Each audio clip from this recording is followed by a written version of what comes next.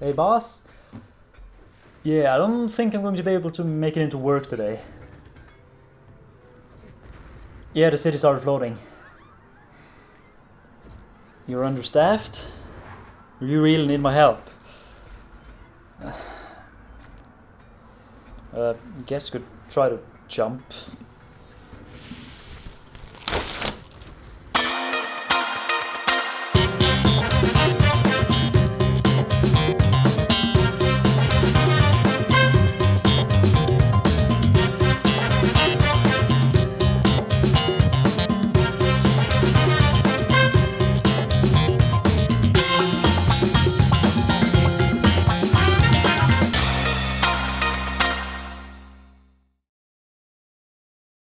Hello and welcome and hello once again to Mypowerbob Talks Films.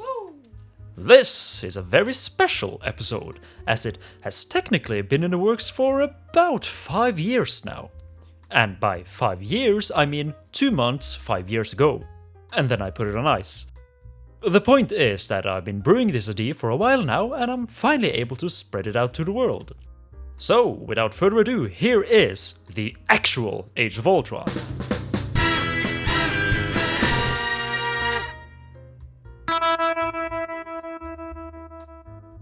Before anything else, I need to make it very clear that when I say age, I do not mean age as in how old Ultron is.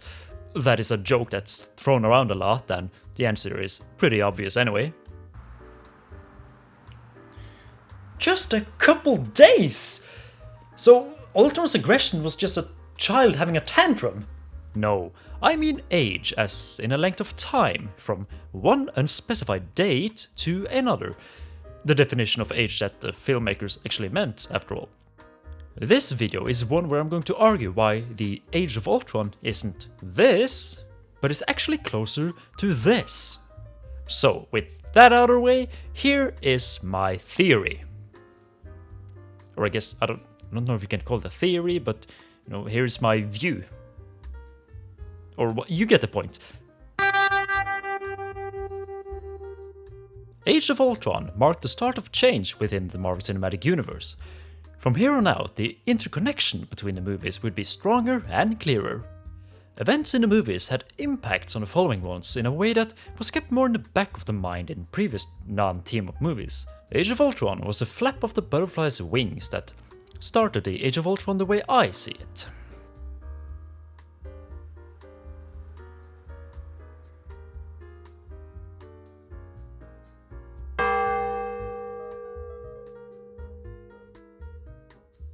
So let's start with the movie itself, quickly summarized.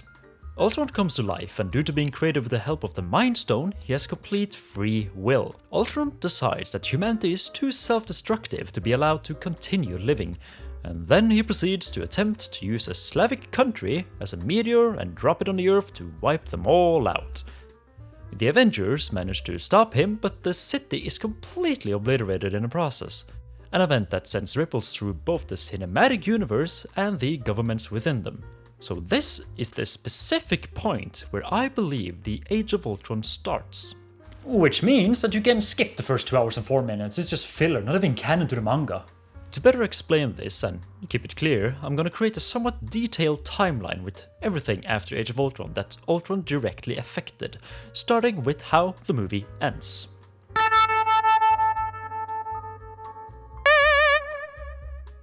After the Avengers defeated Ultron and saved the day, they once again decided to split up and do their separate things. The first thing that happens here is Hulk's big decision. After beating everything but the spark of life out of Ultron, he takes a Quinjet and disappears into the sunset like the cowboy he is. I'll be with you.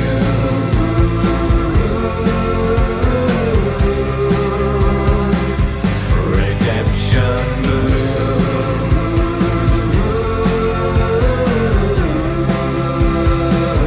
The way Ultron manipulated both the Hulk and Banner with the help of Wanda, making the public see him as the dangerous monster he could become, Hulk decides to leave the Avengers and head for a currently unknown destination. Hulk's decision to disappear is a direct result of Ultron's manipulation. Throughout the movie, Thor has been on a kind of solo adventure, trying to figure out what's so special about Loki's scepter and the gem within.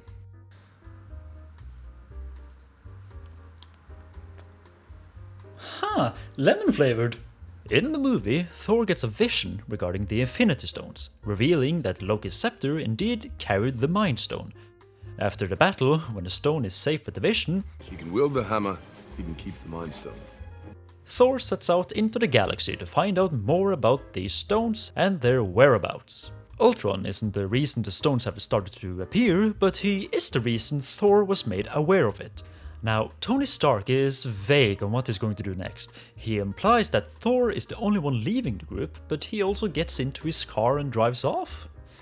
Whatever Tony does next can be seen as a result of Ultron, but it can't be certain just yet.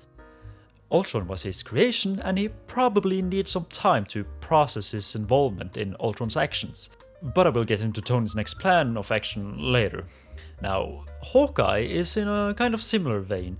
He goes home to his family that we met earlier, but what he does next is not yet clear. Captain America, on the other hand, along with Black Widow, is training the new recruits they've acquired. One can theorize here that Ultron's big army and the severity of the battle led the Avengers to agree that more recruits are needed as the world is progressively becoming more dangerous and fragile. The connection between these new members and Ultron's influence is somewhat blurry though. Vision was created by him, and he used the help of Wanda for a time. If Ultron hadn't done that, these people would either not exist or would probably become Iron Man 4 villains. So this new team is a result of Ultron, although currently a small one. It shouldn't be shocking that Age of Ultron's ending relates to what Ultron did. Further on, the connections become smaller, but are just as important and are connections nonetheless, so let's move on. Ultron's influence on Ant-Man is very small. Hank Pym makes a reference to Sokovia, Besides, they're probably too busy dropping cities out of the sky. but that comment has no effect on the movie's story further on. However, there is another scene that is a result of Ultron. Scott Lang's infiltration of the Avengers HQ is a direct result of Ultron's actions. When Ultron first woke up, he destroyed Avengers Tower, forcing the Avengers to relocate to one of the Stark family's old storage sites. Hank Pym was not aware of this, and what he thought would be an easy break-in ended up being a full confrontation with a freshly appointed Avenger. Yes, Scott got the item they were after, and would have done so if the Avengers hadn't relocated there, but this meeting sets up future events for Scott that wouldn't have happened if Ultron hadn't destroyed the tower. A small, yet important point on the timeline. This movie's events are one of those Ultron had a bigger effect on. Without Ultron, this movie would not happen the way it did. It might not even have happened at all. For starters, the Accords that the UN presents to the Avengers to control them is named the Sokovia Accords. Can you guess why that is? That's right, it was named after Vladislav Sokovia, inventor of the accordion. The only thing you could shred better than that was ladies. Allegedly. The name of the Accords is a sort of passive result of Ultron, however. The Accords would likely be created whether or not Ultron dropped Sokovia. That's why the movie opened up with that whole ordeal in Lagos. But Ultron's metaphorical and literal cold hands still managed to grab the Civil War plot by the balls. Tony Stark is a man notorious for standing up to the government and similar powers whenever they try to take control of his suits or him. And I don't think it's insane to state that he would likely be against the Sokovia Accords as well, had it not been for one little interaction. Early on in the movie, a grieving mother confronts him about his actions in Sokovia, about her own son that died there.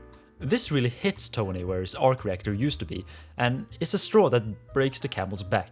This one interaction leads Tony to decide to support the Accords, leading to his conflict with Team Cap, leading to the Avengers breaking up like the Beatles they are.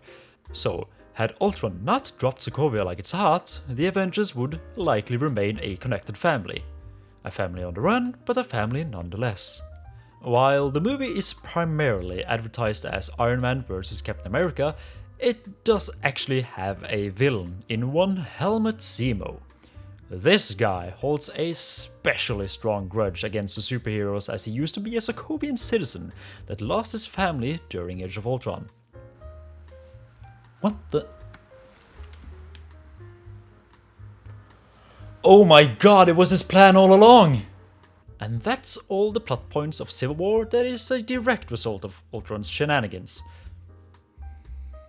Oh, and Hawkeye retired after Age of Ultron, likely because of Ultron, but who cares, it isn't really important. There's already much more important points from this movie. This is a big spot on a timeline that really overshadows surrounding events. Such as...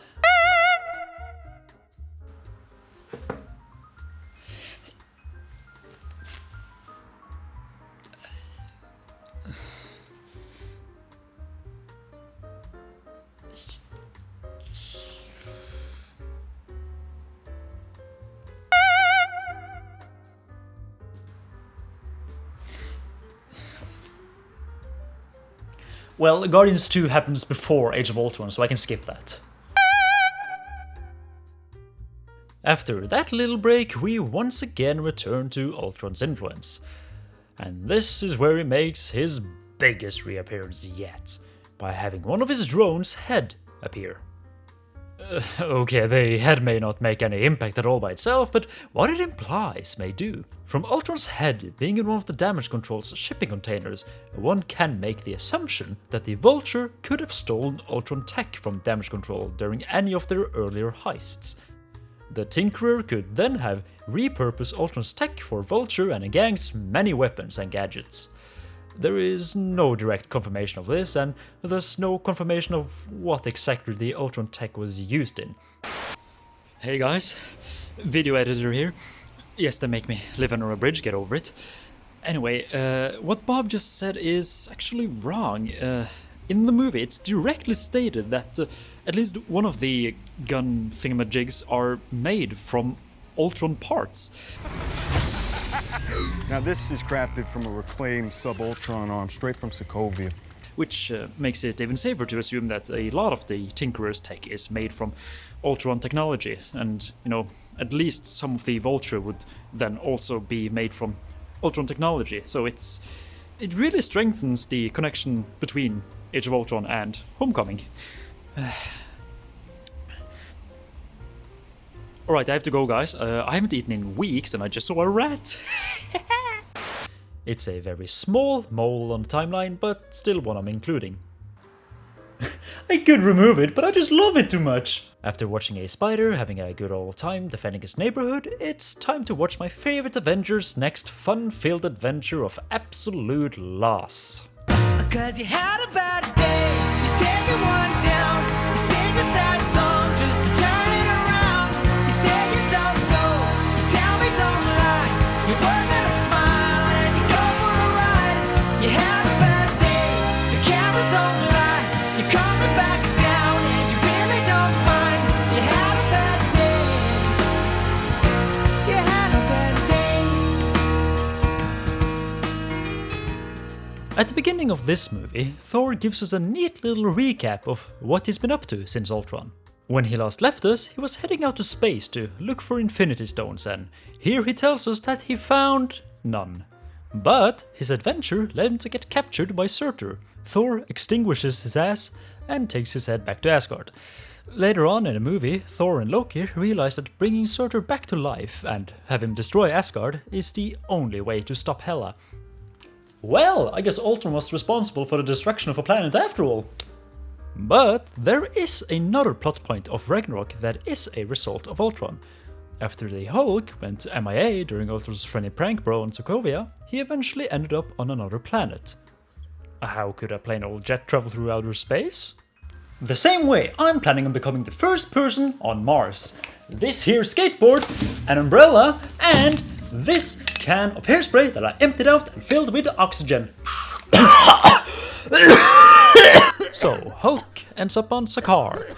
Thor recruits him for his team, and in the end, Hulk is still with them while Asgard shatters like the sheet of glass it kind of looks like. Now, I actually can't make up my mind here on whether or not Hulk's inclusion actually changes much of the ending events of Ragnarok. Yet whether or not he needs to be there, he is, and because of that, Ultron is the cause for Hulk appearing here and for what happens next to him. So for now, he is the unharmful growth on the timeline spot Ragnarok gets. So, Ultron has surprisingly more influence on Black Panther than I first remembered. For starters, we've already agreed that Ultron is the reason the Sokovia Accord exists, and T'Challa was part of that civil war. One thing is that this movie gave some character development for T'Challa, which you can sort of thank Ultron for, but more importantly, Zemo, who hated superheroes because of the Sokovia events, blew up the UN meeting and killed the king of Wakanda, T'Chaka, Black Panther's father.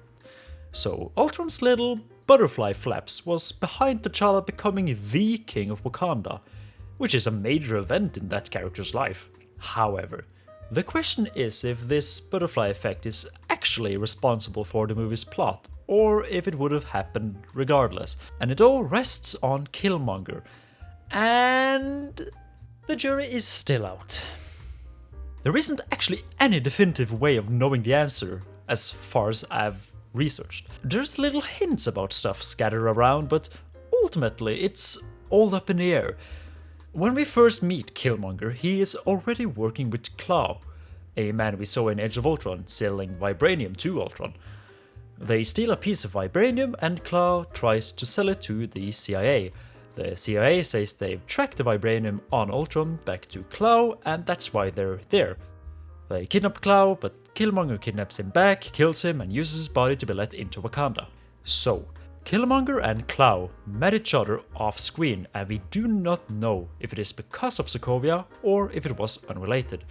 Now, Ultron cut off Klaw's arm, and this time around it's been replaced with an arm cannon. Everett Ross tries to get information about where it is from, but we get no definitive answer. It could be related to his team-up with Killmonger, but once again we do not know. Now, the CIA was after Klaw because of Sokovia. Vibranium from the attack on Sokovia links back to a person that I'm not actually saying I'm here to make a deal with, but that deal will not be called off. But, you know what? It does not matter! Everything that happens in Korea is just complete filler that didn't need to happen. Killmonger still knew Klaw, and the relationship ends with Killmonger dragging Klaw's dead body to the border of Wakanda. Why didn't Killmonger just do that from the start? We don't know, but the point still stands that whether or not Ultron influenced the event of this movie is based on why Killmonger and Klaw met, an answer we do not have. If Ultron didn't cut off Klaw's arm, it wouldn't matter really. Everything Klaw uses the arm for could either be done another way, or his inability to use it would still lead him to getting captured by the CIA, in my opinion at least. So for this reason, I will include it on the timeline, but I'll just turn down its opacity. Boy, that was heavier than I imagined it would be. How about a short intermission? And this intermission is the perfect opportunity to tell you about today's sponsor, Company. Company is the creator of Product, a product for all you fans of things. If you feel like something could be easier, faster, more entertaining, enjoyable, or helpful, then this is the product for you. Let me tell you a story. I was sleeping soundly one night, getting a good rest as I always do, when suddenly, God appeared before me, and he said, Andreas, you need to start taking your pills again.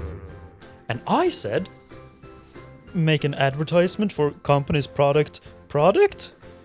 Oh gee God, sure thing! Oh, he left already.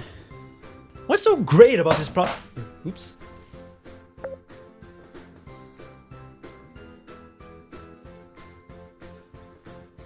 Buy product. Are you happy now? God! I just want you to start taking your omega-3 supplements again. And that's all there is to it. So, please head over to company's website and buy product. I really need advertising money. If not, I have to resort to other measures. So, please use the code GodHelpMe20 for 15% off. And now, back to our scheduled programming.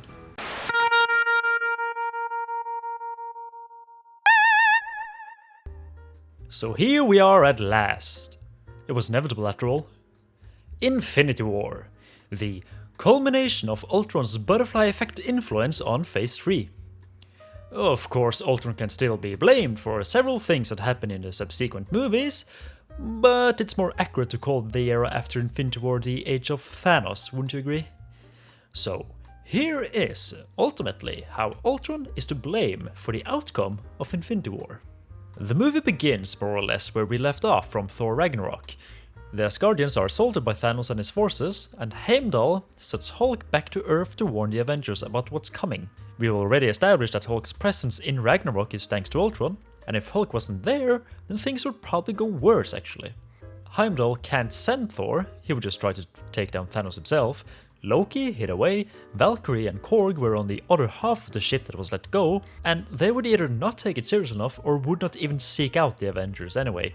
And Heimdall was too injured to go himself, so Hulk, or rather Banner specifically, was really the only option they had. If he wasn't there, it could happen that Iron Man and Spider-Man wouldn't partake in Infinity War at all.